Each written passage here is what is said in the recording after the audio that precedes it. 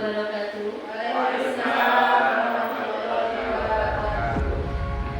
Selamat siang dan salam sejahtera untuk kita semua. Yang terhormat Ibu Elis selaku Kepala Sekolah dari SDN Golongan 3. Yang terhormat Bapak Muhammad Mujiono selaku calon guru penggerak. Dan yang terhormat Bapak Ibu guru dari SDN Golongan 3.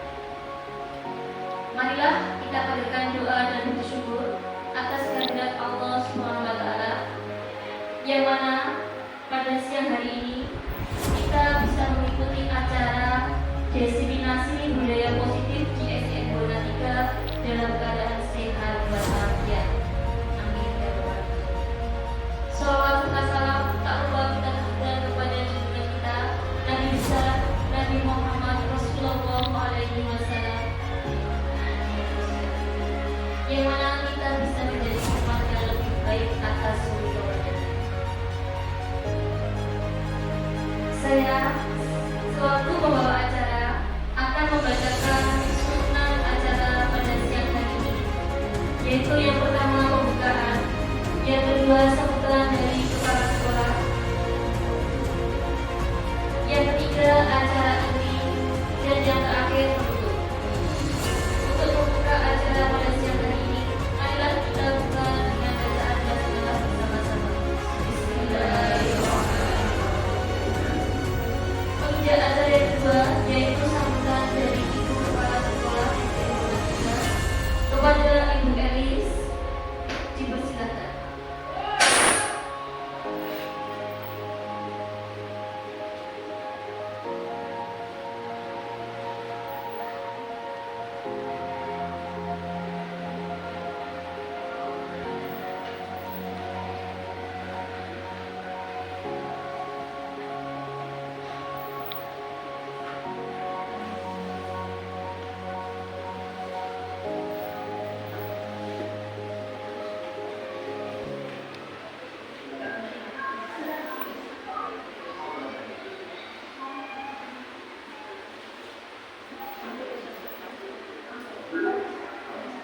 Baik, Assalamualaikum warahmatullahi wabarakatuh.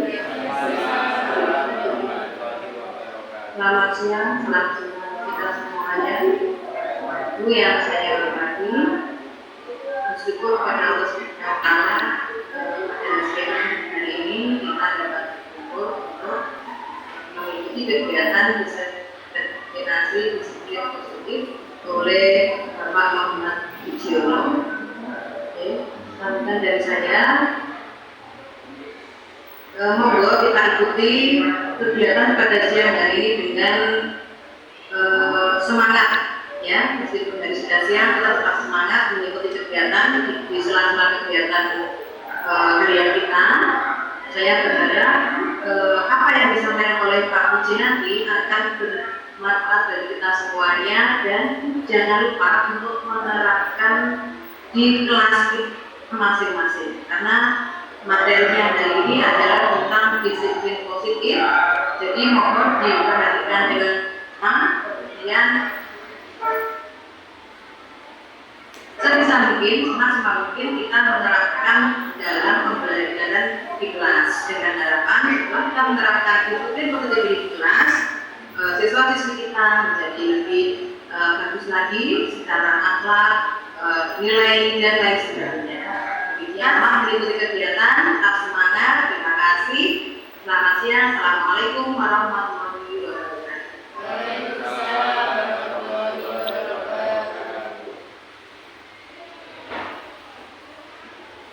Terima kasih untuk Elis atas sambutannya. Acara yang ketiga yaitu acara inti sekaligus doa yang akan disampaikan oleh Bapak Muhammad Mujiono. Dipersilakan.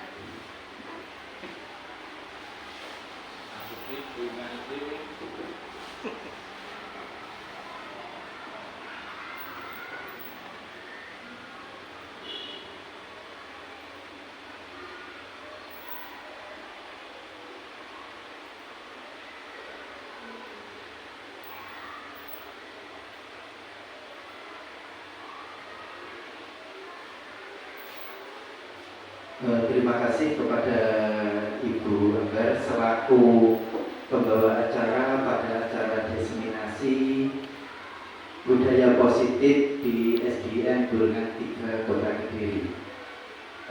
Assalamualaikum warahmatullahi wabarakatuh. Sebelum acara kita mulai, marilah kita sejenak berdoa kepada Allah Subhanahu wa Ta'ala. Mudah-mudahan acara pada siang hari ini dapat berjalan dengan lancar. Berdoa mulai.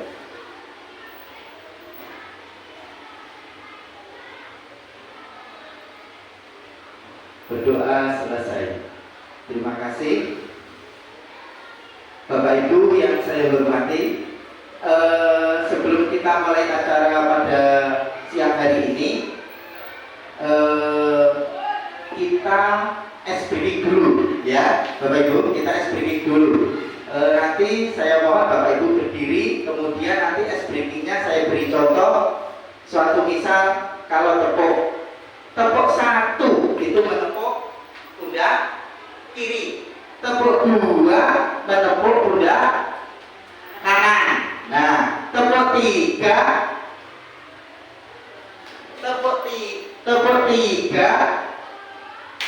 itu ya. Ini terus kalau tepuk empat atas. Nah, itu ya. Ya, itu nanti cepat-cepat gitu ya, agak dipercepat gitu ya. Kita lambat dulu. Baik, ya. Kita mulai ya, Bapak Ibu mohon untuk berdiri dulu. Nah, ya. Kita mulai. Mulai ya, siap ya. Tepuk satu, dua, tiga, empat, satu, tiga, empat, dua, satu. Luar biasa. Empat, satu, tiga, empat, satu. Oke, terima kasih, beri tepuk tangan yang meriah.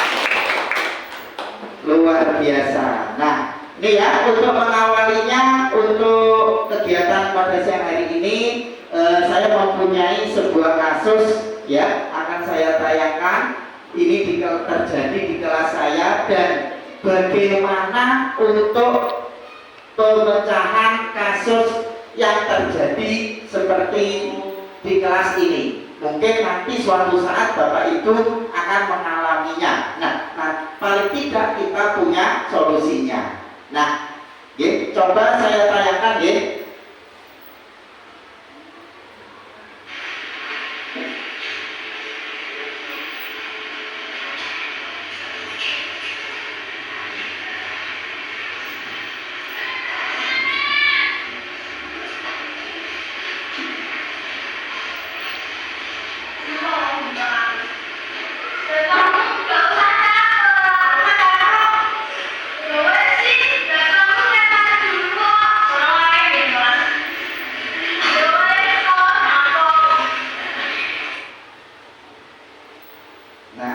Dilihat dari sebuah cerita yang terjadi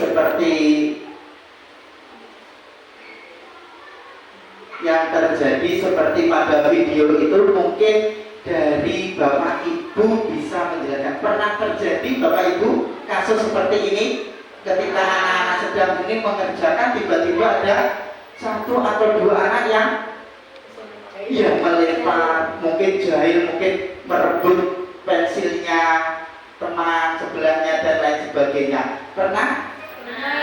Pernah. Baik. Nah, mungkin apa yang Bapak Ibu lakukan ketika melihat situasi kelas seperti ini? Mungkin ada yang ingin menyampaikan? Bapak Ibu? Ya, silakan Bu Siti, monggo.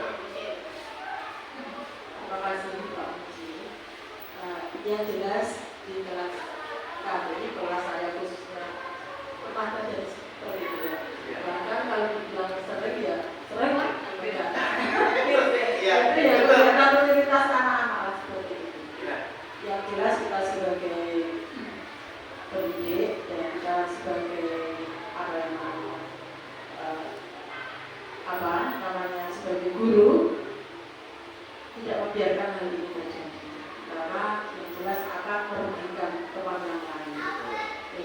sebisa mungkin untuk memberikan pengertian bagi anak yang mesti yang mengawali, yang saya tekankan yang mengawali. Kenapa ini sampai terjadi? Pasti ada yang mengawali.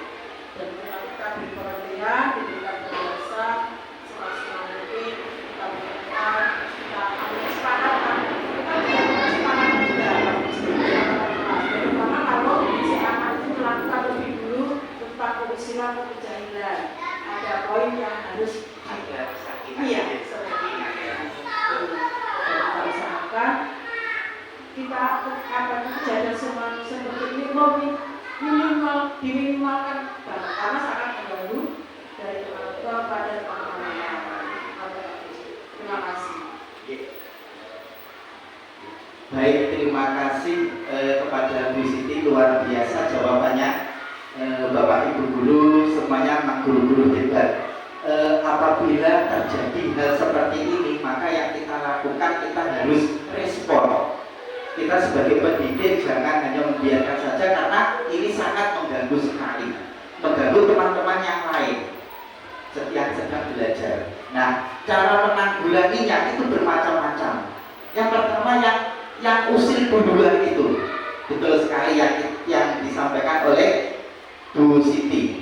Nah, untuk lebih jelasnya, mari kita bahas yaitu tentang budaya positif. Nanti Bapak Ibu akan mengetahui semuanya, gitu ya. Nah, untuk yang pertama kali, nah ini aksi nyata saya. Tujuan budaya positif hari ini adalah menerapkan disiplin positif melalui segitiga restitusi, 5 kebutuhan dasar manusia, 5 posisi kontrol, dan keyakinan kelas untuk mewujudkan budaya positif di lingkungan sekolah. Ini yang saya terapkan. Next. Nah, seperti yang kita ketahui bahwa Bapak Pendidikan Indonesia, yaitu Bapak Ki Hajar Dewantara, itu mempunyai tujuan pendidikan. Menurut beliau, pendidikan itu memberi tuntunan atau menuntun terhadap segala kekuatan kodrat yang dimiliki anak agar ia mampu mencapai keselamatan, kebahagiaan yang setinggi-tingginya, baik sebagai seorang manusia maupun sebagai anggota masyarakat. Ini benar ya Bapak Ibu, kalau kita resapi bahwa tujuan pendidikan itu hanya memberi tuntunan kepada murid. Murid itu sejak lahir sudah punya perilaku. Nah, kekuatan perilaku itu sesuai kodratnya anak, kita tuntut, kita arahkan. Untuk apa? Untuk mencapai keselamatan, kebahagiaan anak tersebut setinggi-tingginya sebagai seorang manusia dan anggota masyarakat kelak kalau sudah dewasa. Ini yang perlu kita cermati dari tujuan KHD, Ki Hajar Dewantara. Next. Budaya positif. Apa itu budaya positif? Budaya positif itu adalah suatu pembiasaan yang bernilai positif. Di dalamnya mengandung sejumlah kegiatan yang mampu menumbuhkan karakter murid. Budaya positif perlu dibangun dalam suatu kelas. Nah, perlu kita Bapak Ibu, karena apa? Kalau kita memberikan suatu konsep ilmu, kalau murid kita belum respon karena mungkin ada yang usil dan lain sebagainya seperti yang tadi di awal, kita tidak akan menyampaikan, tidak akan tersampaikan kepada murid. Nah, kemudian dibentuklah kita membudayakan positif. Dengan cara bagaimana? Next. Nah, ini budaya positif dengan cara disiplin positif dan nilai kebajikan universal. Ini budaya positif, disiplin positif dan nilai kebajikan universal. Apa sih Pak kebajikan universal? Nanti kita bahas. Yang kedua adalah teori motivasi, hukuman dan penghargaan restitusi. Kemudian yang C keyakinan kelas. Yang B kebutuhan dasar manusia dan dunia berkualitas. Ini yang kita kupas. Nanti Bapak Ibu akan tahu seperti apa anak-anak Kemudian yang E, 5 posisi kontrol. Ini untuk guru. Nanti untuk guru, 5 posisi kontrol. Kita sebagai guru harus punya kontrol. Jangan salah ya Bapak Ibu, ada R-nya itu kontrol. Kemudian F, segitiga restitusi. Nah ini yang sering kita gunakan. Tapi tanpa sengaja ternyata kita menggunakan segitiga restitusi Bapak Ibu. Ketika ada anak yang nakal, kita panggil, kita tanya-tanya, ternyata itu sudah termasuk segitiga restitusi, tapi kita tidak terasa. Terus bentuknya seperti apa Pak? Kalau segitiga restitusi nanti kita bahas. Kemudian budaya positif di lingkungan sekolah. Nah, next. Perubahan paradigma teori kontrol menurut Wollstone, yaitu keyakinan individu bahwa tindakannya akan mempengaruhi perilakunya dan individu sendiri yang dapat mengontrol perilaku tersebut. Jadi perilakunya, tindakannya itu mempengaruhi perilakunya serta individunya sendiri. Itu teori kontrol menurut Wollstone. Next. Disiplin positif. Nah, disiplin positif merupakan suatu cara penerapan disiplin tanpa kekerasan dan ancaman yang dalam prakteknya melibatkan komunikasi tentang perilaku yang efektif antara guru dan siswa. Nah ini Bapak Ibu, jadi disiplin positif ini komunikasi tentang perilaku efektif antara guru dan murid. Kemudian disiplin positif merupakan salah satu cara penerapan disiplin yang bertujuan untuk menumbuhkan kesadaran serta memberdayakan anak untuk melakukan suatu tanpa sogokan, ancaman maupun hukuman. Jadi disiplin positif itu tumbuh dari kesadaran anak Bapak Ibu, bukan karena sogokan, iming-iming atau ancaman atau hukuman. Nanti saya hukum kamu harus begini dan seterusnya, bukan begitu. Dari kesadaran diri sendiri. Next. Tujuan disiplin positif menanamkan motivasi pada murid-murid kita, yaitu untuk menjadi orang yang mereka inginkan, menghargai diri sendiri dengan nilai-nilai yang mereka percaya. Ketika murid-murid kita memiliki motivasi tersebut, mereka telah memiliki motivasi intrinsik yang berdampak jangka panjang, motivasi yang tidak akan terpengaruh pada adanya hukuman atau hadiah. Mereka akan tetap berperilaku baik dan berlandasan nilai kebajikan karena mereka ingin menjadi orang yang menjunjung tinggi nilai-nilai yang mereka hargai atau mencapai tujuan mulia. Maksudnya begini Bapak Ibu, tujuan disiplin positif ini diharapkan di sekolah-sekolah kita ini itu muncul dari kesadaran siswa itu sendiri, bukan karena ada iming-iming hadiah berupa uang, buku, tidak. Contoh, anak-anak, nanti saya beri buku, silakan anak-anak izin kalau ingin keluar. Nah, seperti itu. Itu karena sogokan. Berupa apa? Pemberian buku. Ya Bapak Ibu, pemberian hadiah. Nah seperti itu. Itu bukan kesadaran dari diri sendiri, tetapi kesadaran dari apa? Eksternal. Ada kesadaran diri sendiri, ada kesadaran dari luar. Kesadaran dari luar itu apa? Iming-iming tadi Bapak Ibu, hadiah itu tadi, ancaman, hukuman, nanti saya hukum kalau kamu tidak berlaku seperti ini. Nah itu. Jadi seperti itu yang ingin kita capai di sekolah-sekolah kita, bahwa kesadaran muncul dari diri sendiri siswa. Next. Contoh disiplin positif.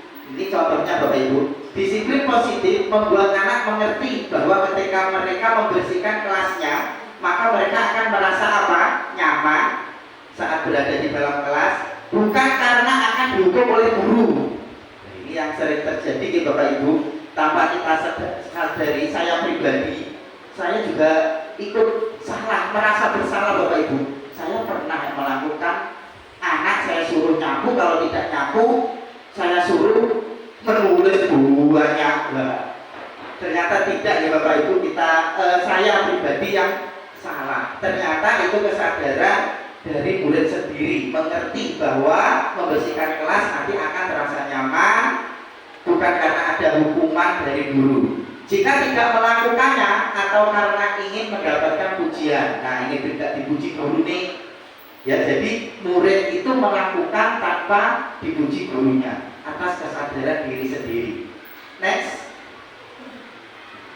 nilai-nilai kebajikan universal. Nah ini Bapak Ibu yang kita tunggu-tunggu. Apa saja sih Pak nilai-nilai kebajikan universal? Ini Bapak Ibu, nilai kebajikan yang disepakati bersama, lepas dari suku bangsa, agama, bahasa maupun latar belakangnya.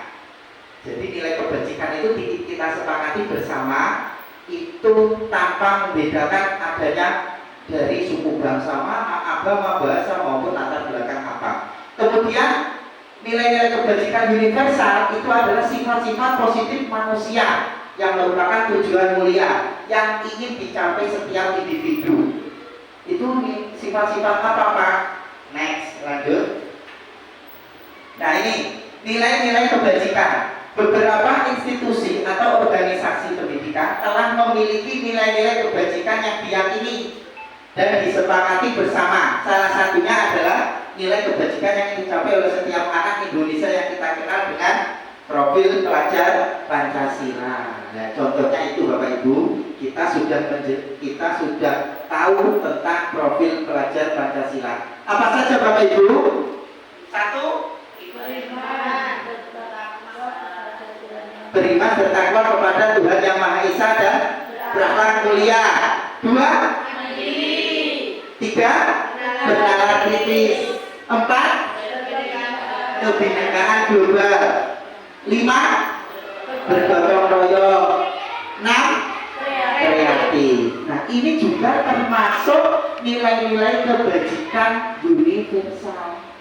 Nilai-nilai kebajikan yang kita terapkan di Indonesia ini terutama harus sesuai dengan profil pelajar Pancasila. Next. Nah ini menurut Dian Gosen menyatakan ada 3 motivasi perilaku manusia. Nah ini motivasi 1 untuk menghindari ketidaknyamanan atau hukuman. Seperti tadi Bapak Ibu, siswa itu agar terhindar dari hukuman pasti dia akan melakukan hal-hal yang baik. Betul apa enggak? Betul. Nah ini motivasi 1 ini termasuk anak yang ingin menghindari ketidaknyamanan atau hukuman dari gurunya. Dia pasti belum mau nyapu, mau menghapus papan tulis dan lain sebagainya. Ini ada anak yang bagian motivasi 2, yang bagaimana untuk mendapatkan imbalan atau penghargaan dari orang lain. Ini contohnya seperti Agustus itu. Bapak Ibu, kita melaksanakan kegiatan Agustusan, pasti anak-anak ikut lomba itu karena ingin apa Bapak Ibu? Ingin hadiah, pasti. Kalau tidak ada hadiah, seumpama kemarin Pak Mano selaku perancang kegiatan, umpama tidak menyediakan hadiah, anak-anak mau pada lomba? Tidak mau, pasti melihat hadiah. Hadiahnya apa Pak? Hadiahnya apa Pak? Pasti itu. Nah itu karena ingin mendapatkan imbalan. Ini juga termasuk motivasi anak yang kedua ini. Nah ini ada motivasi 1, 2. Kemudian motivasi yang ketiga, untuk menjadi orang yang mereka inginkan dan menghargai diri sendiri dengan nilai yang mereka percaya. Ini contohnya, anak mau menyapu itu karena kesadaran bahwa nanti kalau kelas itu disapu, pasti kelasnya akan bersih, terus nyaman untuk belajar. Nah itu motivasi yang ketiga. Jadi motivasi yang muncul ingin menghargai diri sendiri selaku siswa karena sudah kesepakatan kelas. Yang kedua, dia ingin apa? Dengan nilai-nilai yang mereka yakini, percaya. Kalau saya ngaku ini pasti ini perbuatan yang baik, benar. Nah itu muncul kesadaran anak. Ini motivasi yang ketiga. Kalau menurut Bapak Ibu, siswa kita itu yang motivasi mana nih? Monggo, Bu Lina, motivasi yang mana? Bebas menjawab, silakan. Kelas 3. juga. Kelas 3 motivasi yang mana? Yang Ibadah. Sama. Sama nggih. Mungkin Bu Adri kelasnya silakan Bu Adri. Motivasi yang masih motivasi yang mana? Tahap mana? Kalau di kelas 1 itu ya masih di 2 juga iming-iming. Iming-iming. Betul. Nggih. Karena masih ingin mendapatkan imbalan ya. Nggih. Terima kasih nggih Bapak Ibu, luar biasa. Jadi anak-anak kita ini masih di level motivasi 2. Anak-anak kelas 5 saya pun juga begitu, masih level 2. Kalau ada misalkan nanti Pak Uji punya penggaris, siapa yang bisa menjawab itu selalu tuh kecepatan. Tapi kalau kita memberikan soal pertanyaan tanpa ada ini semua gitu ya, sama saja ya. Jadi masih di level 2. Dan level 1 pun juga terjadi ini. Di kelas saya level 1 ini terjadi ketika menghapus papan, menyapu, yang sering terjadi itu gitu. Masih level motivasi 1. Next lanjut. Mudah-mudahan kita ke level 3 nih Bapak Ibu, motivasi anak-anak. Nah, bagaimanakah teori motivasi? Yang pertama adalah untuk menghindari ketidaknyamanan atau hukuman. Apa yang akan terjadi apabila saya tidak melakukannya? Nah, ini untuk menghindari ketidaknyamanan atau menghindari hukuman dari guru. Pasti apa yang akan terjadi apabila saya tidak melakukannya? Ini pasti, pertanyaan ini pasti muncul Bapak Ibu. Pasti. Kemudian yang kedua, untuk mendapatkan imbalan atau penghargaan dari orang lain, terutama Bapak Ibu guru saja di lingkup pendidikan. Nah, pertanyaannya, apa yang akan saya dapatkan apabila saya melakukannya? Ini pasti pertanyaan yang muncul dalam hati anak-anak. Pasti ini. Ya, kemudian yang ketiga, untuk menjadi orang yang mereka inginkan dan menghargai diri sendiri dengan nilai yang mereka percaya, pertanyaan yang muncul nomor 3 adalah akan menjadi orang yang seperti apa bila saya melakukannya. Jadi ini motivasi anak-anak yang levelnya 3 pasti muncul pertanyaan dalam hatinya seperti ini. Menjadi orang apa bila saya melakukannya.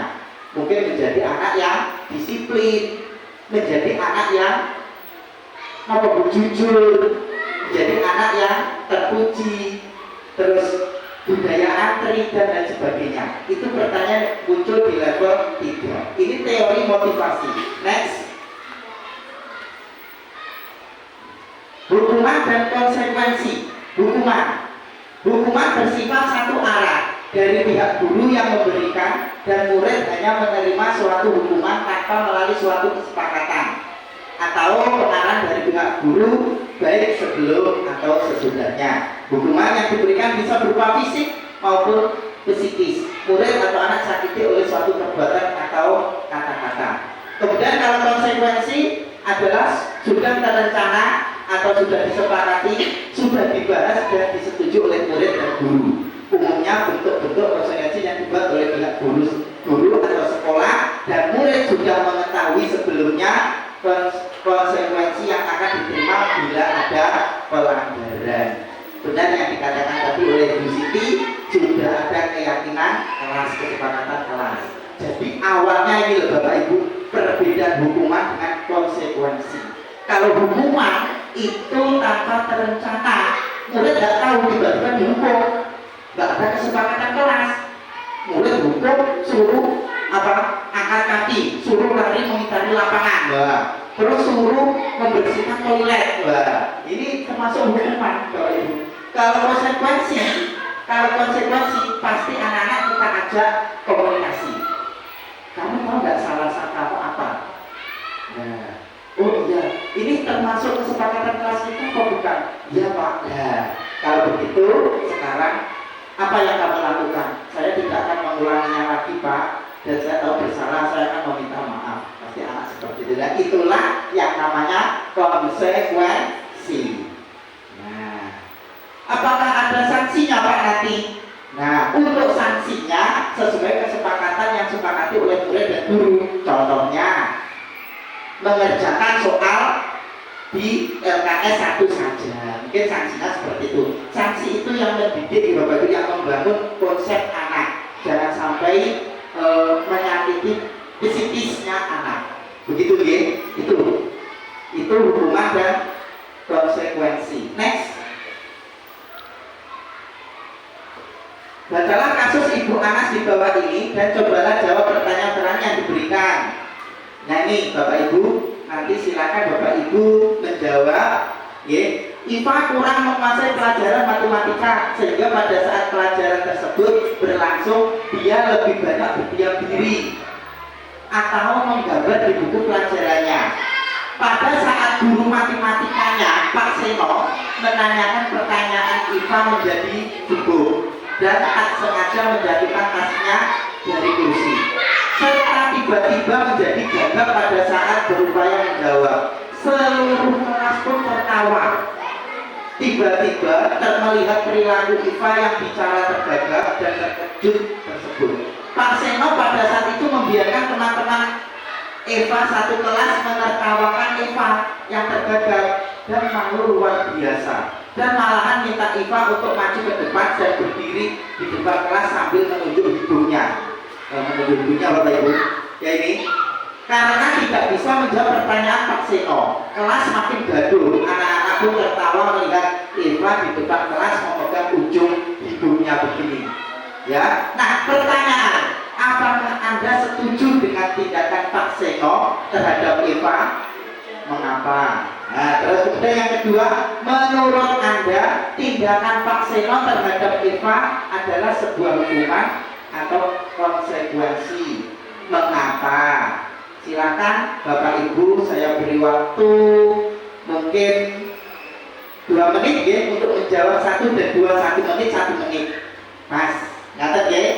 Silakan dijawab. Boleh langsung menyampaikan, boleh ditulis. Monggo.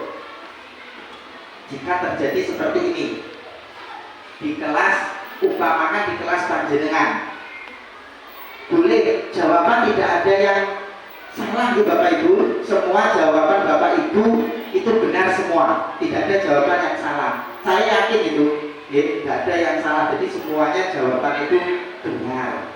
Nah, tergantung kita menanganinya, karena mungkin saya dengan panjenengan cara menyampaikan ke murid mungkin berbeda. Nah, kata betul. Jadi tidak ada yang salah, semua benar. Silakan Bapak Ibu. Kurang 1 menit. Silakan. Boleh Pak, saya ingin menjawab yang nomor 1. Pak, saya ingin menjawab nomor 2. Silakan. Mana dulu Bapak Ibu yang muda?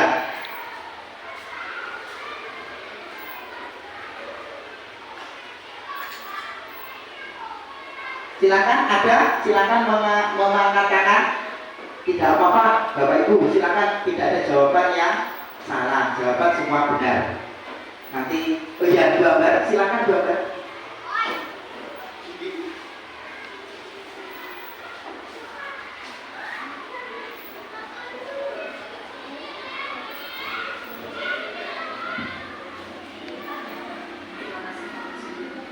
Menurut saya, apakah Anda setuju dengan tindakan Pak Seno terhadap IPA? Menurut saya tidak setuju. Kenapa? Karena perilaku Pak Seno tadi dapat menjatuhkan mental anak dan psikis anak. Jadi itu kalau bisa dihindari, karena menjatuhkan psikis anak nanti akan berpengaruh terhadap belajarnya dan psikis ke depannya. Kemudian Pak Seno juga perlu evaluasi diri. Misalkan kenapa anak tadi yang IPA tadi kok dia tidak senang dengan pelajaran matematika, mungkin perlu mengganti modelnya atau bagaimana ya model belajarnya atau metode agar siswa tadi senang. Mungkin bisa dengan dia menggambar, karena dia senang menggambar bisa dipadukan seperti itu. Kemudian, menurut Anda tindakan Pak Seno terhadap IPA adalah sebuah hukuman atau konsekuensi? Kalau menurut saya itu sebuah hukuman. Mengapa? Karena tidak disepakati sebelumnya. Jadi Pak Seno ketika Iva melakukan kesalahan langsung memberikan hukuman, tidak ada konsekuensi atau kesepakatan keras sebelumnya. Terima kasih Pak Muji. Terima kasih Bu Ambar, luar biasa, beri tepuk tangannya untuk Bu Ambar. Mungkin ada Bapak Ibu yang lain ingin menyampaikan, ini dua saja. Mungkin Pak Manu mungkin. Monggo Pak Manu.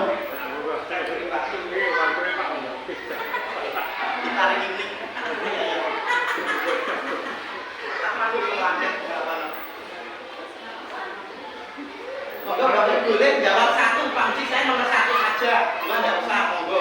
Boleh memilih Bapak Ibu. Kita sama-sama belajar ini. Mungkin ada? Manu monggo. Monggo Pak Manu. Terima kasih Pak Muji dari yang aku itu. Menurut saya itu apa yang dikatakan Pak Seno tadi, saya berdasarkan dengan dengan sikap kepada siswa yang tidak mampu untuk mengerjakan matematika. Menurut saya apa yang dikatakan Pak Seno ini justru malah disebabkan menjadi semangat belajar atau menjadi bisa, tapi malah justru membenci. Karena dengan tindakan itu seakan-akan siswa itu dijatuhkan atau dimintanya jadi dor, bukan di depan teman-teman sekolah. Menurut saya, seharusnya Pak Seno justru membesarkan hatinya di IPA untuk mau belajar. Sebenarnya itu nggak apa-apa, itu perlu ada bimbingan mental juga. Karena tiap anak pada dasarnya kemampuannya itu nggak sama. Jadi mungkin si anak pintar matematika atau mungkin pintar pelajaran yang lain, itu kan tiap anak kan nggak sama. Jadi kalau beda dengan masing-masing. Itu Pak Seno juga bisa bijak sambil itu juga bisa mengevaluasi tentang terkait pembelajaran itu bagaimana, dan juga perlu ada bimbingan khusus terhadap anak-anak yang seperti ini. Dan yang nomor dua menurut saya itu juga termasuk suatu hukuman, karena sebelumnya kan tidak ada tadi sampai bahwa perjanjian artinya harus nggak bisa pilih-pilih sebagainya. Terima kasih. Ya, terima kasih. Terima kasih Pak Manu, luar biasa, beri tepuk tangan untuk Pak Manu. Ya, luar biasa nih Bapak Ibu guru, memang hebat semuanya. Ya, tadi jawaban dari Bu Ambar dan Pak Manu sama, kita sepakat. Saya pun juga sama. Apakah Anda setuju dengan tindakan Pak Seno dan Pak? Jelas tidak setuju. Karena apa? Menjatuhkan mental. Nanti jangka panjang anaknya bagaimana? Begitu ya? Sama baik. Mengapa demikian? Seharusnya Pak Seno melakukan hal-hal yang melakukan nilai-nilai kebijakan universal tadi, ya, itu seperti itu, luar biasa. Kemudian yang nomor dua, menurut Anda tindakan Pak Seno terhadap IPA adalah sebuah hukuman? Ya, termasuk hukuman karena tidak ada kesepakatan dari awal antara murid dan guru. Sepakat ya, betul ya Bapak Ibu? Oke, baik, next. Dihukum oleh penghargaan. Nah ini ada hukuman tapi penghargaan. Nah ini saat kita berulang kali menjanjikan hadiah kepada anak-anak agar berperilaku tanggung jawab kepada seorang murid agar mempelajari sesuatu yang baru, atau kepada seorang karyawan agar melakukan pekerjaan yang berkualitas, kita sedang berasumsi mereka tidak dapat melakukannya atau mereka tidak akan memilih untuk melakukannya. Nah ini ya Bapak Ibu yang sering kita jumpai, ya, kita memberikan sebuah tugas kepada karyawan kita, kepada murid-murid kita, ya, kita berharap murid dengan karyawan kita ini bertanggung jawab, tetapi kenyataannya pekerjaan kelas kita sedang berasumsi mereka tidak dapat melakukannya dan mereka tidak akan memilih untuk melakukannya. seperti kesepakatan kelas. Kalau kita tidak berkomunikasi yang secara efektif, pasti yang terjadi ini diibaratkan oleh Alfikon ini. Oke? Tuh. Jadi suatu penghargaan adalah suatu benda atau peristiwa yang diinginkan, yang dibuat dengan persyaratan hanya jika Anda melakukan hal ini, maka Anda akan mendapatkan penghargaan yang diinginkan. Ya, ini ada iming-iming seperti yang lagu kita dengar ya, iming-iming saja ya, itu. Jadi kita hanya bekerja itu mendapatkan iming-iming. Nah, mulai mengerjakan tugas hanya karena iming-iming. Nah, ini loh yang dimaksud oleh Alfikon, suatu penghargaan. Nah, tadi lanjut next. Kemudian Alfikon selanjutnya juga mengemukakan beberapa pernyataan dari hasil pengamatannya selama ini tentang tindakan memberikan penghargaan yang nilainya sama dengan menghukum seseorang. Penghargaan yang nilainya sama dengan menghukum seseorang. Nah, ini yang nomor 1, penghargaan merusak hubungan. Nah, ini bisa merusak hubungan.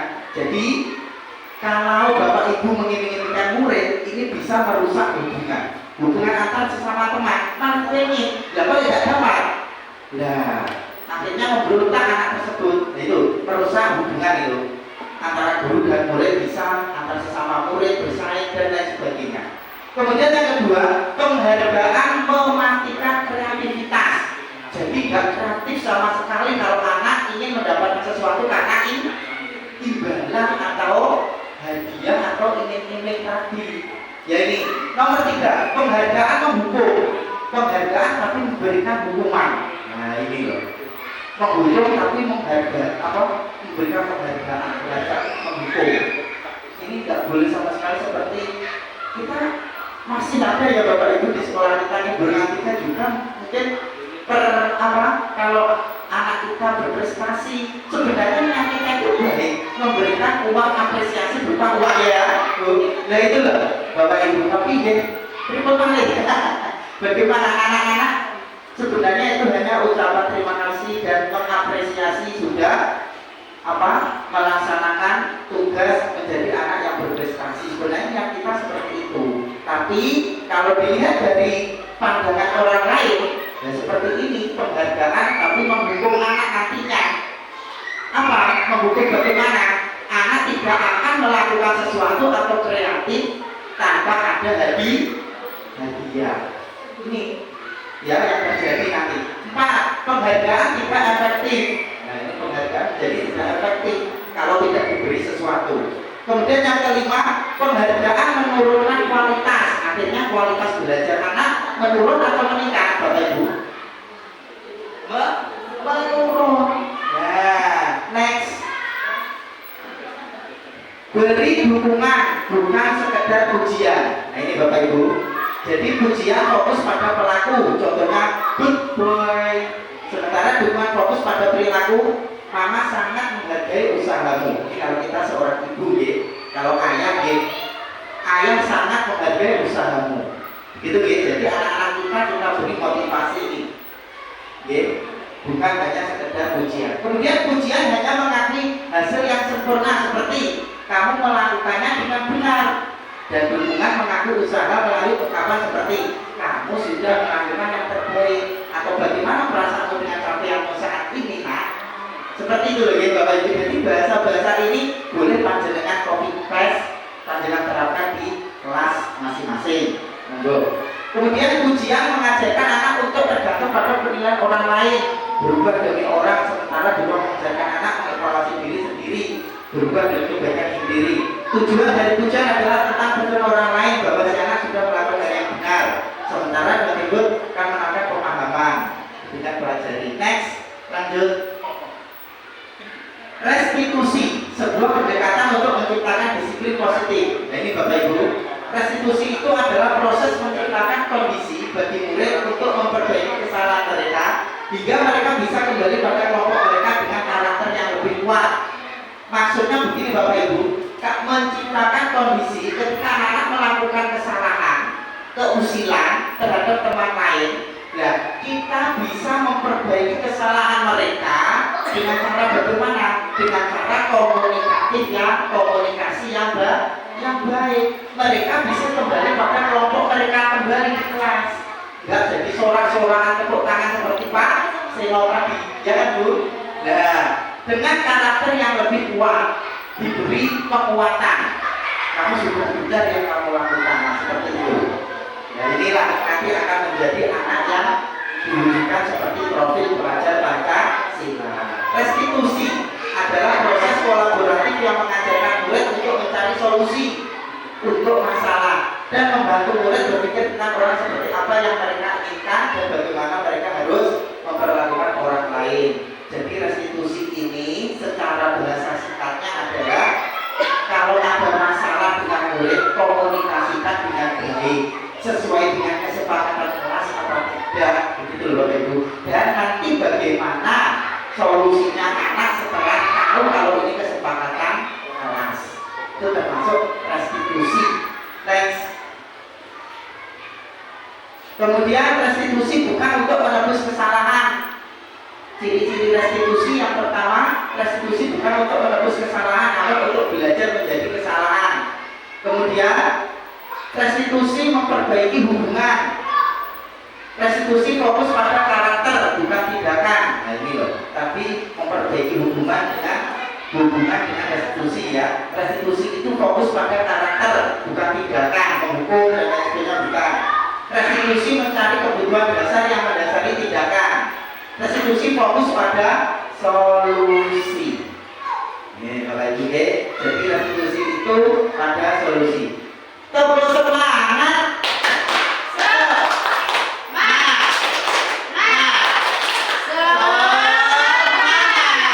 Luar biasa.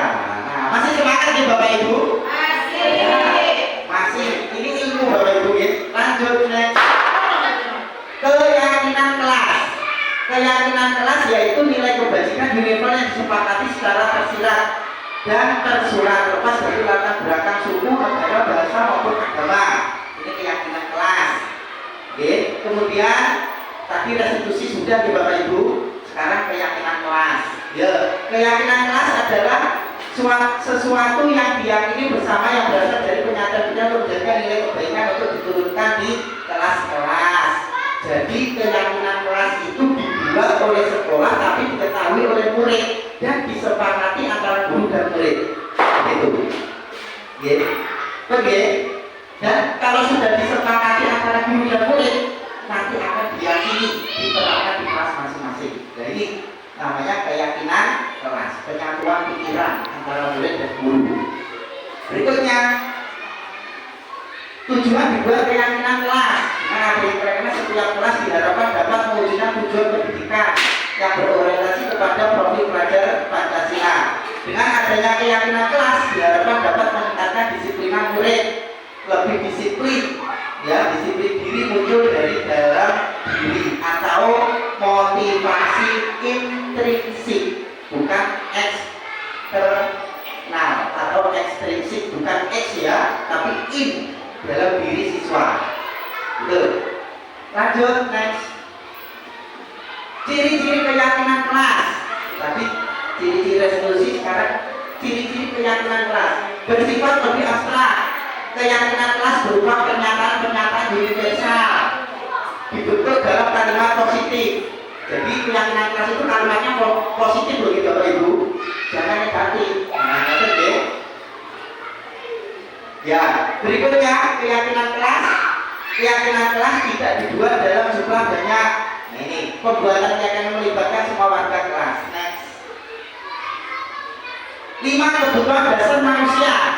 Bapak Ibu, anak-anak kita yang usil tadi, yang dengan label nakal, itu sebenarnya tidak nakal Bapak Ibu. Cuma kurang 5 kebutuhan dasar manusia yang belum terpenuhi. Ini Bapak Ibu. Apa saja 5 kebutuhan dasar manusia itu? Kita bisa, murid bisa, semua manusia ini. 1, kebutuhan bertahan hidup. Betul ya Bapak Ibu, kita itu harus bertahan hidup. Kita bekerja, kita harus bertahan hidup untuk hidup. Nah itu.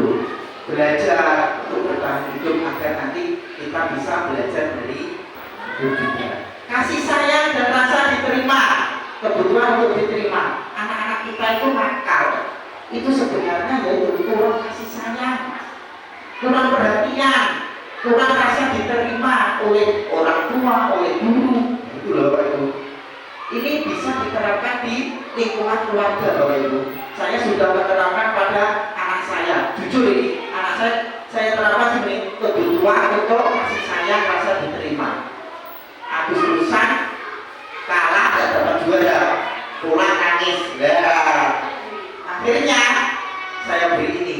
Nah, ya jadi kurang kasih saya, rasa diterima. Baik itu ya. Terus penguasaan, kebutuhan pengakuan atas kemampuannya. Kalau anak pintar, kok kita biarkan Bapak Ibu, dia berprestasi. Kalau kita biarkan, maka dia akan berbuat onar. Pintar tentu kok nakal, ya berarti dia kurang ini.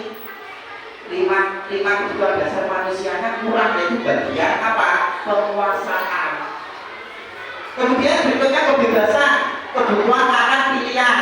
Kebebasan itu bukan terus bebas tidak Bapak Ibu. Kita harus juga memilih, bebas memilih, artinya begitu loh. Bukan terus bebas terima semua. Ya, kita harus selektif. Nah, ya. Berikutnya kesenangan. Nah ini kebutuhan untuk merasa senang. Jadi anak itu butuh senang. Kalau anak misalkan kok jahil, nyenggoli konconnya, dia butuh senang sebenarnya. Bagaimana cara kita menyikapinya? Nah gitu. Terus jika bekalnya temennya, jika lauknya temennya dibekal, itu juga termasuk kebutuhan bertahan hidup. Karena lapar, belum dikirim bekalnya sama orang tuanya. Nah itu lebih. Next. Nah, Ibu Ambar, nah ini gambar. Mohon maaf hampir sama dengan rekan saya yang guru kelas 4 rekan saya ini. Bu Ambar, tiba-tiba ada.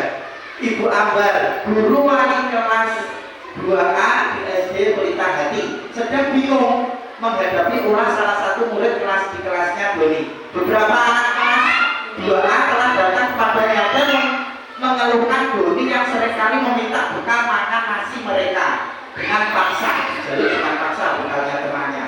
Jika Anda menghadapi situasi seperti Ibu Anda, apa yang akan Anda lakukan? Menurut Anda, kira-kira apa alasan Doni melakukan hal itu? Dan kebutuhan dasar apa yang ingin dipenuhi oleh Doni? Nah ini deh. Kalau kita bentuk kasus ini, pasti Bapak Ibu akan paham kenyataannya. Nah tadi, ini kira-kira apa? Monggo, yang bisa mungkin 1 menit awal untuk menjawab ini. Menurut yang Anda lakukan nih, jika Anda menghadapi situasi seperti ini, Bu Ambar, apa yang akan Anda lakukan? Menurut Anda, kira-kira apa alasan Doni melakukan hal itu? Oke, mau berpendapat luar biasa. Silakan semua berpendapat. Terima kasih Pak Uci. Pendapat saya untuk kasus ini, yaitu sebagai guru mungkin bisa menanyakan langsung ke anak ke Doninya ini, kenapa alasan untuk melakukan hal tersebut. Nah, mungkin alasannya itu dari rumah sudah terbiasa tidak sarapan. Nah, yang membiasakan ini itu berarti kebiasaan dari rumah. Nah, berarti masalahnya itu di pendidikan orang tuanya. Kenapa enggak membiasakan anak untuk sarapan di rumah? Nanti bisa kalau Doninya ini bisa dibilang kemudian bisa bilang ke orang tua, berarti yang perlu dibilang cukup Doninya. Nah, dulu.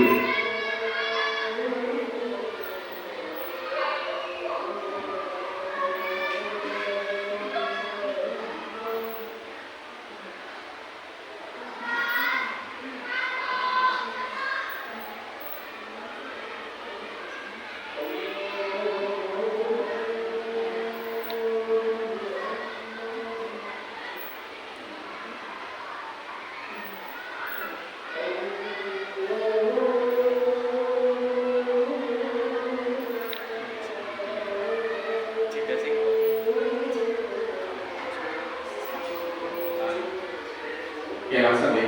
Ya. Nah, kemudian ketika Doni ini kita beritahu, Doni harusnya setiap pagi kamu coba membiasakan untuk sarapan. Kalau kamu tidak terbiasa sarapan, coba minta tolong orang tua untuk menyiapkan bekal untuk dibawa ke sekolah. Seperti itu. Lama-lama nanti kamu akan terbiasa untuk sarapan. Jadi kebiasaan yang di sekolah untuk meminta makan ke temannya itu akan berkurang. Nah, untuk temannya juga itu juga akan nyaman dengan Doni. Seperti itu. Itu menurut saya. Ya. Terima kasih. Kebutuhan dasar apa yang dipenuhi oleh Doni? Kebutuhan dasarnya bertahan hidup. Bertahan hidup. Oke. Luar biasa, beri tepuk tangan. Nah, benar ya Bapak Ibu, sepakat ya dari Pak Novan, luar biasa. Jadi tindakan ini kurang tepat ya Bapak Ibu, karena ini diperhatikan juga bisa dia kurang diperhatikan dari orang tuanya, kemudian akhirnya dia merasa lapar, mengambil bekalnya, kemudian mengambil bekal temannya. Kemudian ini apa, kebutuhan dasar apa yang ingin dipenuhi oleh Doni anak tersebut, yaitu kebutuhan tentang bertahan hidup karena lapar. Ya, gak ingin lapar. Next. Nah, ini itu jawaban Doni, karena ia lapar dan orang tuanya tidak membawakan bekal makan siang. Nah, ini karena dia merasa senang temannya jadi memperhatikan dia, berarti kurang rasa kasih sayang. Kemudian karena ia lapar, orang tuanya ingin bertahan hidup, kebutuhannya Bapak Ibu 5 kebutuhan tadi lagi. Kemudian dia merasa hebat karena temannya jadi takut dengan dia dan menuruti keinginannya bahwa dia merasa bosan dengan bekal makanan yang dibawakan ibunya dari rumah, karena ibunya selalu membawakan bekal yang sama. Oleh karena itu dia ingin mencoba makanan teman-temannya beraneka ragam. Nah, ini bosan ini ya, ingin menuruti keinginan, ini penguasaan ya Bapak Ibu. Ini adalah kebutuhan penguasaan. Kemudian ia melakukannya karena iseng saja, ingin menikmati ekspresi wajah teman-temannya yang kesal karena diambil makanannya menurut dia ekspresi teman-temannya itu lucu. Nah, juga itu gitu Bapak Ibu, luar biasa jawabannya. Next, lanjut 5 posisi kontrol menurut pada teori kontrol Dr. William Glaser Gosen, yaitu 1 penghukum, 2 pembuat merasa bersalah, 3 teman, 4 pemantau, 5 manajer. Next, 5 posisi kontrol, yaitu penghukum. Seorang penghukum bisa menggunakan hukuman fisik atau verbal dengan kata-kata, itu juga penghukum Bapak Ibu. Orang yang menjalankan posisi penghukum sedang menguatkan bahwa sekolah memerlukan sistem atau alat yang dapat lebih menekan murid-murid lebih dalam lagi. Pembuat rasa bersalah pada posisi ini biasanya guru akan bersuara lebih lembut. Ini bersuara lebih lembut, dan pembuat rasa bersalah akan menggunakan keheningan yang membuat orang lain merasa tidak nyaman, bersalah dan rendah. Next. Kemudian teman, guru bisa menjadi teman mereka. Nah, guru pada posisi ini tidak akan menyakiti murid, namun akan tetap berupaya mengontrol murid melalui persuasi dengan penuh keyakinan, meyakinkan. Kemudian sebagai pemantau, guru sebagai pemantau, memantau berarti mengawasi Bapak Ibu ya. Mengawasi apa? Ya mengawasi kita bertanggung jawab atas perilaku orang-orang yang kita awasi. Posisi pemantau berdasarkan pada peraturan-peraturan dan konsekuensi yang keduanya. Next. Kemudian 5 posisi kontrol. Ini apa yang kita yakini, kembali ke keyakinan kelas. Apakah kamu meyakininya? Nah, ini jika kamu meyakininya, apakah kamu bersedia memperbaikinya? Jika kamu memperbaiki ini, hal ini menunjukkan apa tentang dirimu, apa rencanamu untuk memperbaiki hal itu. Inilah pertanyaan contoh bahwa sebagai manajer, 5 posisi kontrol guru sebagai manajer. Nah, manajer itu apa Bapak Ibu? Manajer itu posisi di mana guru berbuat sesuatu bersama dengan murid, mempersilahkan murid bertanggung jawab kan perilakunya. Kemudian murid akan menemukan solusi dan permasalahannya sendiri. Sebagai manajer ini, kita itu bukan mencari mana yang salah, mana yang benar. Kita tidak mencari kesalahan, tetapi kita mencari solusi. Inilah 5 posisi kontrol guru sebagai manajer. Yang kita sepakati adalah guru sebagai manajer, jangan sebagai teman. Nanti kalau teman malah kalau tidak kita tutur perilakunya seperti tidak menghormati guru. Nah itu ya. Jadi sebagai manajer saja ini yang sesuai yang kita terapkan. Next, segitiga restitusi. Kamu tentunya punya alasan mengapa melakukan ini. Nah ini segitiga restitusi itu ada 3 Bapak Ibu. Validasi tindakan yang salah, menstabilkan identitas, menanyakan keyakinan. Sekarang dari validasi tindakan yang salah, kamu tentunya punya alasan mengapa kamu melakukan ini, melakukan itu. Nah ini Bapak Ibu, contohnya pertanyaannya, adakah cara yang lebih efektif untuk mendapatkan apa yang kamu butuhkan? Nah ini pertanyaan yang bagus untuk ketika anak kita panggil, kita ajak komunikasi. Nah ini terus menstabilkan identitas. Setiap orang pasti pernah melakukan kesalahan. Bapak yakin, Bapak pernah merasakan apa yang kamu rasakan. Seperti itu contoh pertanyaannya. Kemudian kamu bukan satu-satunya pernah melakukan ini. Jadi loh Bu, ini tolong diucapkan ke anak ketika kita memanggil anak untuk mencari solusi. Bukan kamu saja anak yang melakukan seperti ini. Bapak dulu juga pernah melakukan seperti ini. Nah ini akan membantu menstabilkan identitas. Terus kemudian menanyakan keyakinan. Keyakinan kelas apa yang telah kita sepakati kira-kira Kak? Itu. Kamu ingin menjadi orang seperti apa Kak? Apa yang kamu lakukan setelah kamu tahu kesalahanmu ini? Nah, yang kamu lakukan salah Pak. Nah, kamu sudah tahu salah, apa yang kamu lakukan? Meminta maaf Pak. Itulah. Nah, dengan meminta maaf berarti kamu sudah melakukan ini, menanyakan tentang keyakinan kelas. Betul ya? Nah itu cara kita menyelesaikan persoalan murid dengan segitiga restitusi. Baik, berikutnya next. Satu, nah ini menstabilkan identitas. Ini Bapak Ibu, singkat mawon ya. Ini konsep 1 untuk mengubah identitas anak dari orang yang gagal karena melakukan kesalahan menjadi orang yang sukses. Malah gak takut Bapak Ibu anak-anak kita panggil itu anak itu sudah berdebar-debar. Nah ini biar gak berdebar-debar, kita tanya yang baik seperti ini. Kemudian konsep 2, berbuat salah itu tidak apa-apa. Saya juga pernah melakukan kesalahan seperti itu. Bapak Ibu guru harus punya ini pertanyaan ini. Oke, harus punya pertanyaan ini. Kemudian next. 2, sisi 2, validasi tindakan yang salah. Konsep 1, setiap tindakan kita lakukan dengan suatu tujuan. Pasti anak yang nakal itu mempunyai tujuan Bapak Ibu. Tanyakan itu, apa tujuan melakukan ini? Coba Bapak ingin dengar. Nah ini berarti konsep 1. Konsep 2, padahal kamu bisa melakukan yang lebih buruk dari ini loh ya. Kamu pasti punya alasan kenapa melakukan hal itu. Padahal lebih buruk iso bisa, tapi kenapa kamu melakukan itu? Ya, pasti punya tujuan. Tapi biar cerita itu.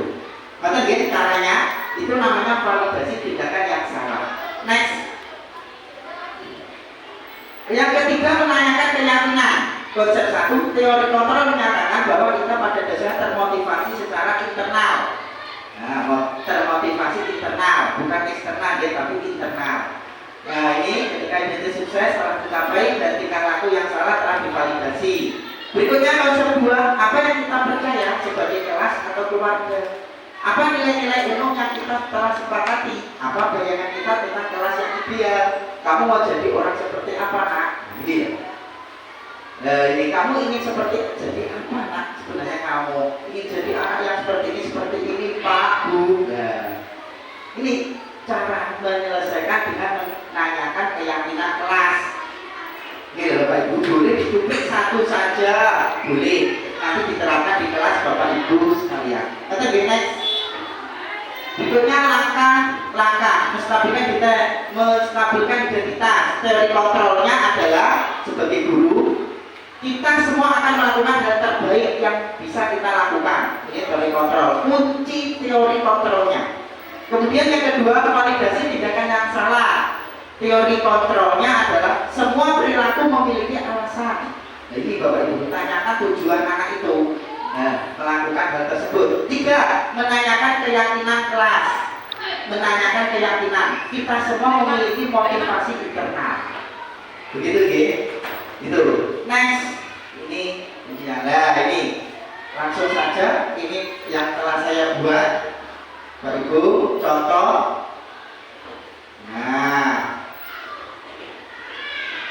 ini Bapak Ibu sudah saya buat ini. Nah, ini keyakinan kelas yang saya buat. Nah, ini menanyakan keyakinan kelas. Ini 1, di kelas 5 kelas saya keyakinan kelasnya hadir tepat waktu, menjaga kebersihan kelas, angkat tangan bila ini berpendapat, mendengarkan orang lain berbicara dan berpendapat. Nah, ini belajar sungguh-sungguh, bersikap jujur dan sopan santun. 7, saling menghormati, saling membantu, saling menolong. Ini kesepakatan kelas yang telah saya buat. Tadi Bapak Ibu, ini siswa sudah tahu juga. Nah, siswa kalau melanggar dari 7 ini pasti dia tahu, oh iya saya salah. Nah, ini. Nah, yang kita cari solusinya, bukan siapa yang benar dan salah. Itu ya. Berikutnya.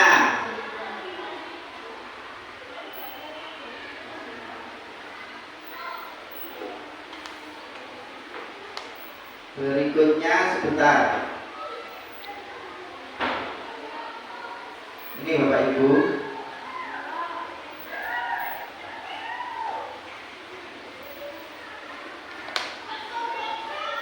Nah, ini saya punya sebentar ya.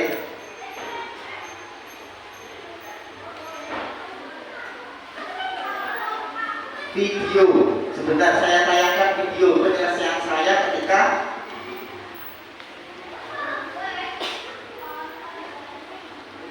sebentar. Saya jadi ya.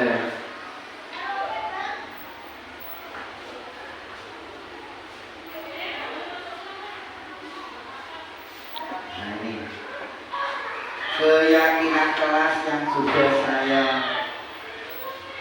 buat adalah ini Bapak Ibu. Tadi sudah saya siapkan. Sebentar ya Bapak Ibu.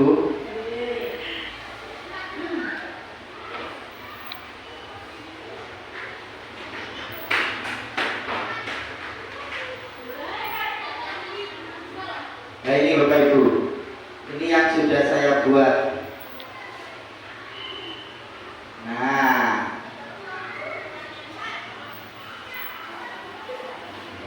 ini, ya.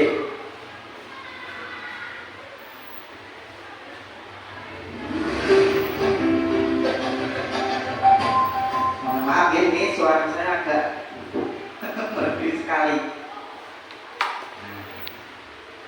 Assalamualaikum warahmatullahi wabarakatuh. Saya Muhammad Mujiono, CGP Intelijen, sehingga mampu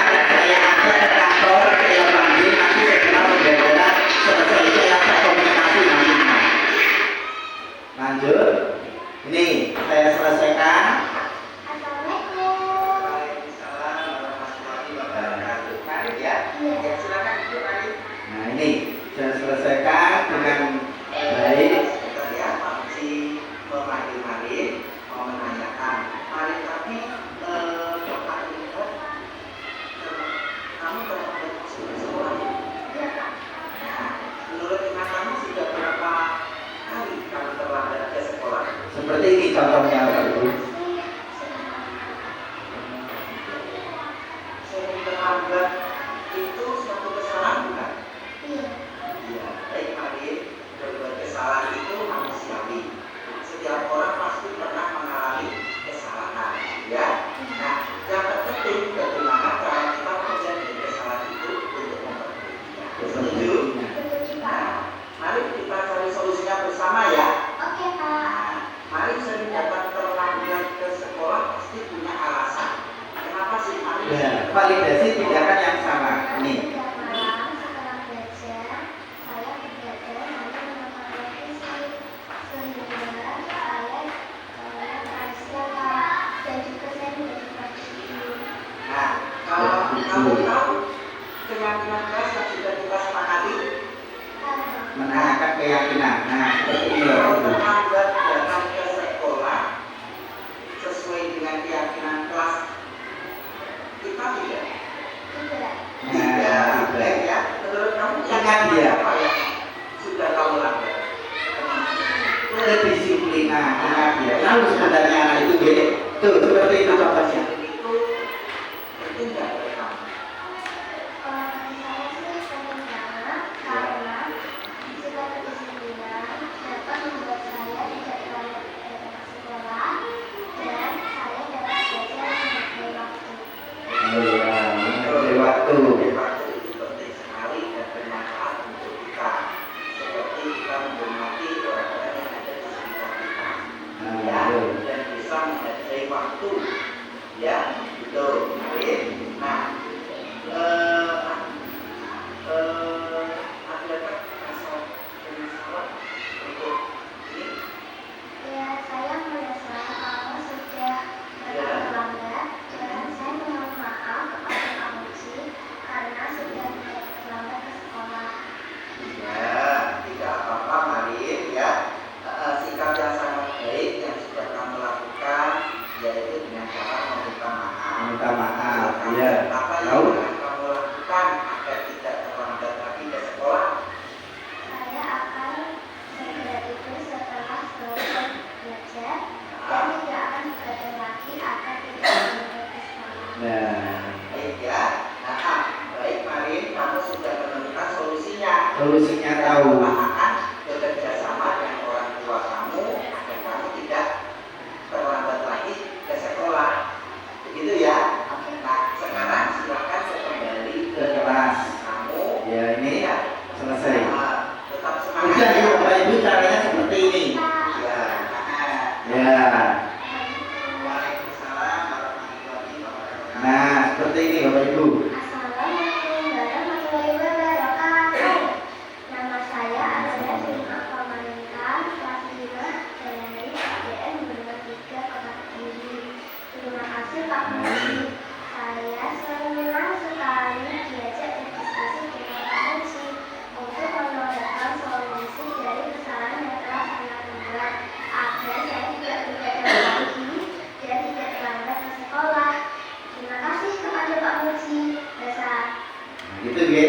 Ini Bapak Ibu, ini contoh penyelesaian masalah secara segitiga restitusi. Nah, sekarang pertanyaannya silakan untuk kali ini materi selanjutnya ini ya sebelum kita akhiri sebelum refleksi silakan Bapak Ibu menjelaskan satu saja yang pernah Bapak Ibu sudah lakukan di kelas terkait dengan segitiga restitusi. Tadi kan sudah saya jelaskan saya paparkan di depan.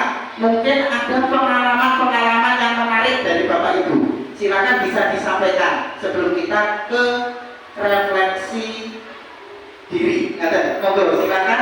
Mungkin Sinten yang pernah Bu Ambar, mungkin yang pernah dilakukan.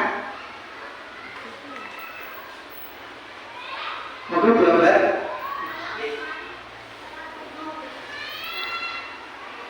Mohon maaf satu aja ya nanti. Baru saja kemudian kita refleksi kemudian kita. Contoh di kelas yang pernah saya ajar itu anak sering tidak membawa buku. Jadi mungkin dalam hari ini dia tidak bawa buku, besoknya juga tidak bawa buku. Nah itu kelas rendah, jadi pernah saya memegang kelas 1 itu seperti itu. Kemudian saya tanya kenapa kok sering ketinggalan. Tuh ternyata orang tuanya bekerja sangat pagi sehingga tidak menyiapkan. Nah, yang menyiapkan itu sebenarnya kakaknya, tapi kakaknya pun juga sama, mungkin kurang bagaimana itu. Nah, akhirnya saya yaitu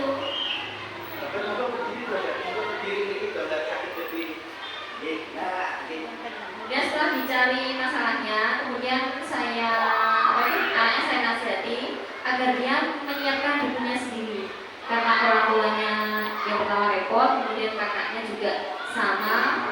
Akhirnya dari kelas 1 itu anak saya ajarkan untuk menata bukunya sendiri sesuai jadwal. Ya, mungkin kalau untuk orang yang sudah bisa membaca mungkin paham, tapi kalau belum mungkin dia perlu belajar mungkin gambarnya. Jadi dia dari kalau gambar ini maka pelajarannya ini gambarnya ini, kemudian pelajaran ini gambarnya ini, dan seterusnya. Begitu Pak Uji. Jadi saya mengajarkan anak-anak untuk menyiapkan keperluannya sendiri karena orang tuanya kadang pun lupa, karena saya sendiri pun juga repot akhirnya terlupakan. Terima kasih Pak Uji. Ya, terima kasih Bu Ambar. Ini sudah menerapkan nilai-nilai kebajikan universal apa yang sudah dilakukan oleh Bu Ambar rekan kita, yaitu di kelas 1. Ya memang benar, di kelas 1 susah sekali Bapak Ibu. Ya nilai kebajikan yang muncul pada yang sudah dilakukan oleh Bu Ambar yaitu memberikan tanggung jawab kepada anak. Yang kedua kemandirian. Jadi dia tidak nanti kesiangan dan sebagainya. Luar biasa ya. Jadi anak diajari. Memang awalnya proses itu kita sulit, memang sulit mengawalinya. Tapi kalau sudah kita terbiasa berlanjut, pasti nanti akan enak. Begitu ya. Terima kasih dari beliau Bu Ambar, kita beri tepuk tangan. Luar biasa. Untuk selanjutnya kita refleksi. Mari kita refleksi yang ingin merefleksikan diri apa saja yang sudah kita pelajari hari ini. Itu yang pertama. Yang kedua, bagaimana perasaan panjenengan setelah belajar diseminasi tentang budaya positif. Silakan satu orang saja, monggo. Kita monggo Bu Siti, nggih. Monggo nggih. Monggo Bu Siti. Mriki nggih Bu Siti, monggo. Nggih.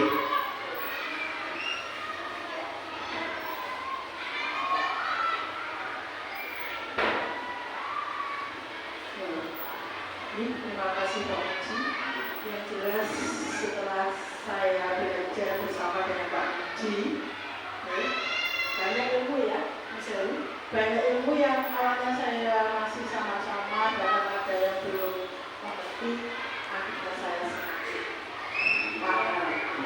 Mas, terima kasih sekali Pak Uji. Sama-sama Mudah-mudahan ilmu yang sudah dengan tugaskan bisa saya praktekkan langsung kepada anak cucu. Amin. Terima kasih sekarang. Terus berikutnya Perasaan Ibu setelah belajar yang sudah kita pelajari tapi apa saja monggo. yang jelas yang pasti tentang tadi pembelajaran yang sudah Pak Uji berikan, yaitu tentang segitiga restitusi. Terus di sana tadi ada namanya apa? Hukuman, konsekuensi, bedanya antara hukuman dan konsekuensi seperti itu ya. Ada juga dengan namanya tadi keyakinan kelas. Terus ada 5 apa tadi? Kontrol. Ya, 5 kontrol tadi ya. Jangan terkelarin. Ya, saya rasa banyak sekali hari ini yang sudah Pak Uji berikan dan saya tadi saya mengucapkan terima kasih. Sama-sama Bu. Luar biasa ya, beri tepuk tangan untuk Bu Siti. Jadi untuk siang hari ini kita sudah belajar yaitu tentang keyakinan kelas, 5 posisi kontrol, kemudian yang ketiga adalah yaitu tentang 5 kebutuhan dasar manusia yang harus kita pegang. Murid melakukan itu karena pasti ada penyebabnya, 5 kebutuhan yang belum terpenuhi. Kemudian kita belajar tentang segitiga restitusi. Nah, dan kita juga yang tadi belajar tentang penghargaan dan hukuman. Nah ini luar biasa ya. Jadi antara hukuman, konsekuensi kita sudah tahu, dan sekarang tugas kita sebagai guru, panjenengan adalah guru-guru hebat, luar biasa, dan mudah-mudahan setelah dari sini Bapak Ibu bisa menerapkan di kelasnya masing-masing. Harapan sekolah kita seperti itu. Demikian untuk sebelum kita mulai, sebelum kita akhiri, mari kita kita tepuk guru hebat, yes, kata ge, guru hebat, yes, guru Durga Jaya, kata ge, ye, guru hebat, yes, guru Durga Tiga Jaya. Nah, luar biasa, beri tepuk tangan Bapak Ibu. Demikian dari saya pemaparan tentang diseminasi budaya positif di SD Durga 3. Mudah-mudahan bermanfaat bagi kita semuanya selaku pendidik, dan khususnya bagi anak-anak kita. Mudah-mudahan anak-anak kita mengalami perubahan menjadi anak yang sukses lahir dan batin. Terima kasih dari saya. Sekian, wassalamualaikum warahmatullahi wabarakatuh.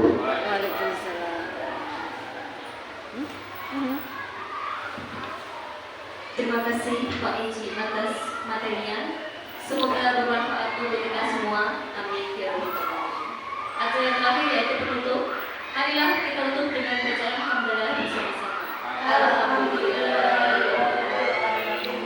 Demikian acara diseminasi budaya positif di SD Durga 3 pada siang hari ini. Semoga bermanfaat. Saya selaku pembawa acara, apabila ada kekurangan atau kesalahan dalam bentuk kata, saya mohon maaf yang sebesar-besarnya. Selamat siang. Wassalamualaikum warahmatullahi wabarakatuh. Waalaikumsalam.